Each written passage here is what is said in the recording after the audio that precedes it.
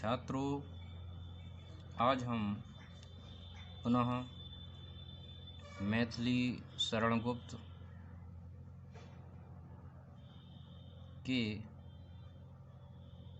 महाकाव्य साकेत के नवम सर्ग के चर्चित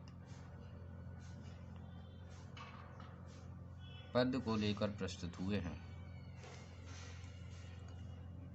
यह भी अत्यंत महत्वपूर्ण है और अधिकांशतः यह पद परीक्षाओं में पूछा जाता रहा है। इस दृष्टि से भी इसकी महत्वता बढ़ जाती है।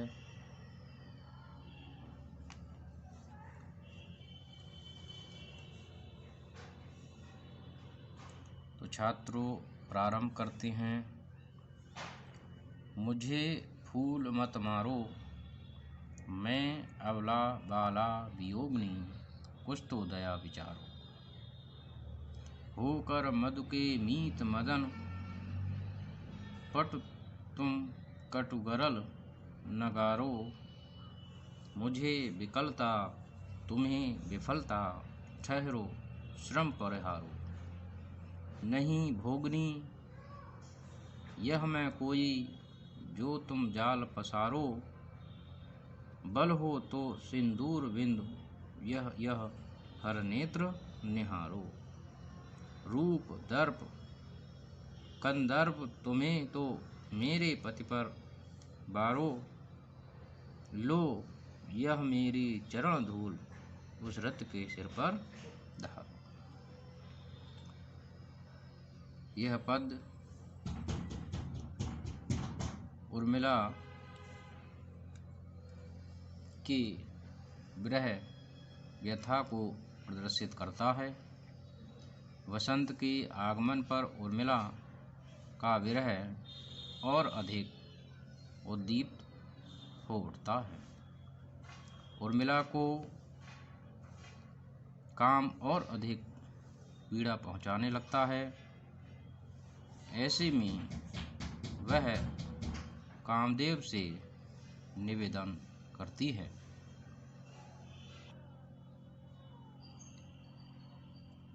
हे कामदेव, तुम इतने निर्दयी हो कि यह भी नहीं सोचते कि वसंत में कम से कम अबला वियोगिनी को तो अपने फूलों के प्रहार का लक्ष्य मत बनाओ। कि होकर मधु के मीत मदन, पट तुम कटु गरल नगारो। मुझे विकलता तुम्हें विफलता, ठहरो श्रम परिहारो।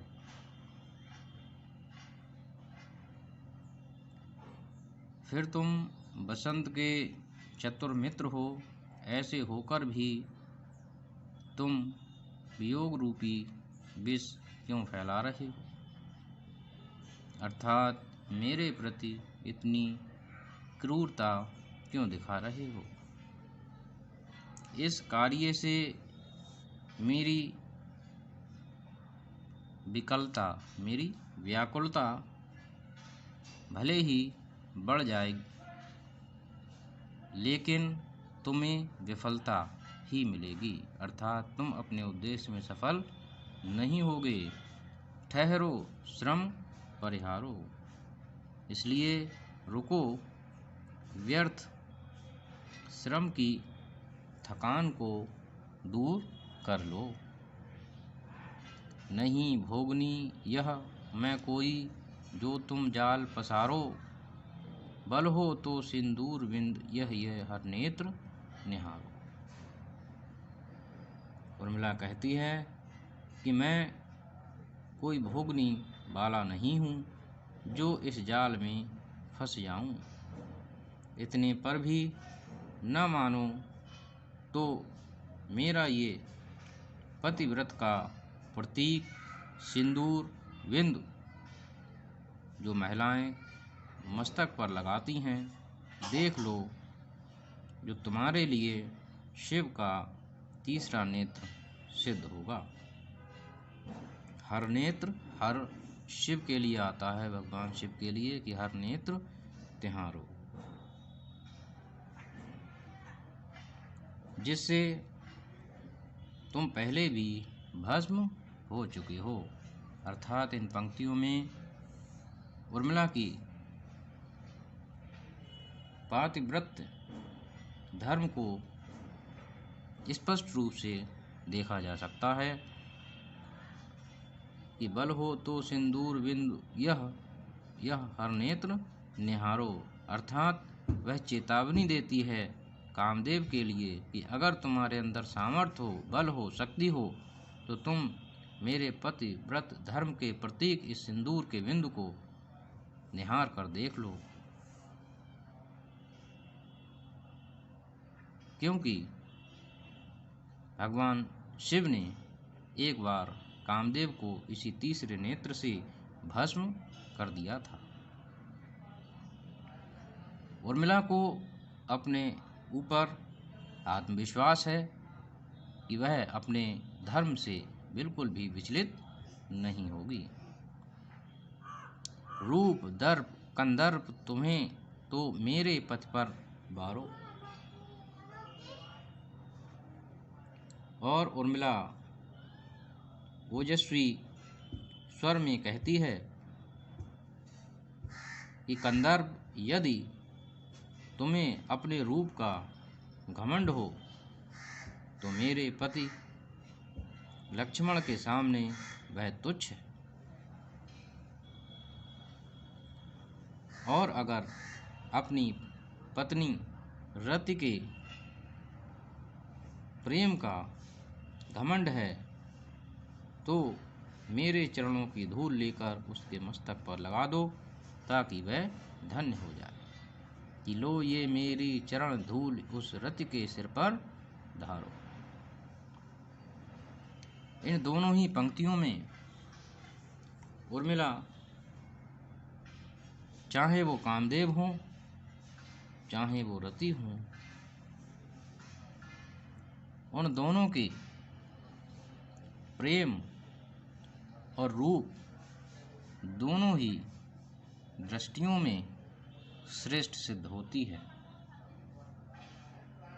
और उसे अपने पातिव्रत धर्म पर पूरा भरोसा है। वह किसी भी प्रकार कामदेव के काम बाणों से विचलित होने वाली नहीं है।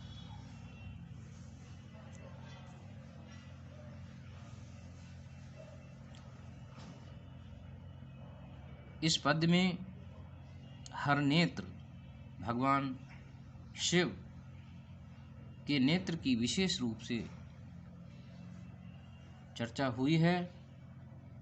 इसमें एक कथा प्रचलित है कि भगवान शिव समाधि अवस्था में बैठे हुए थे, क्योंकि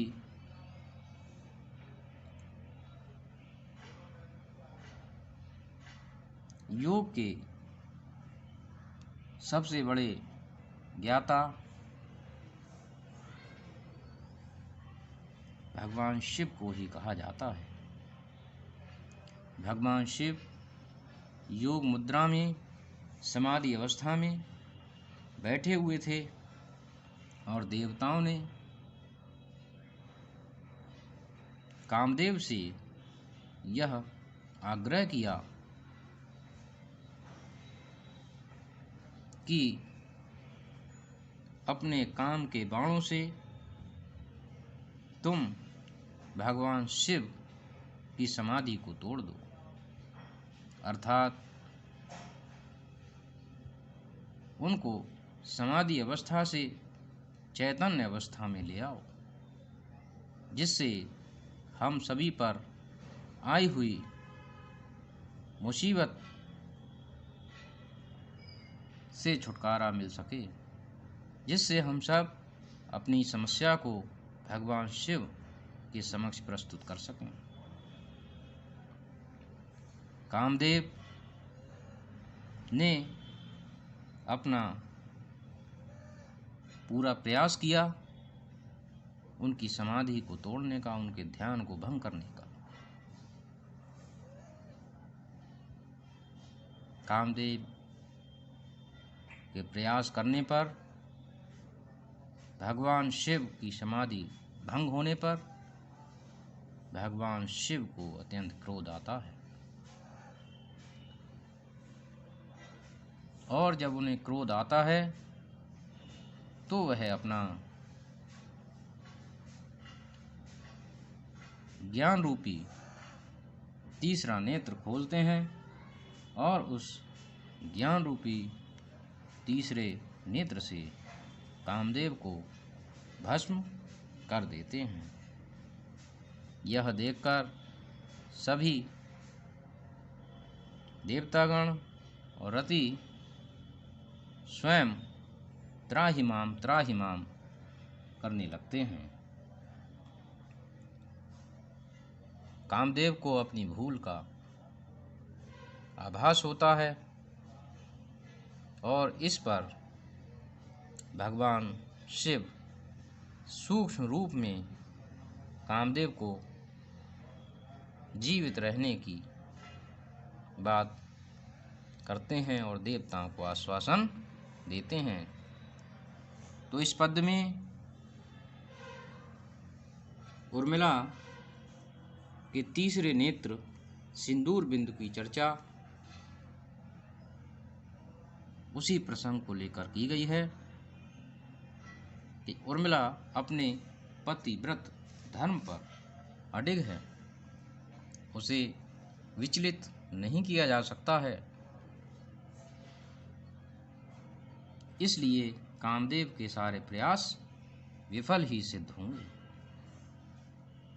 चाहे रूप की बात हो, चाहे प्रेम की बात हो, हर स्थिति में उर्मिला और लक्ष्मण उनसे श्रेष्ठ हैं।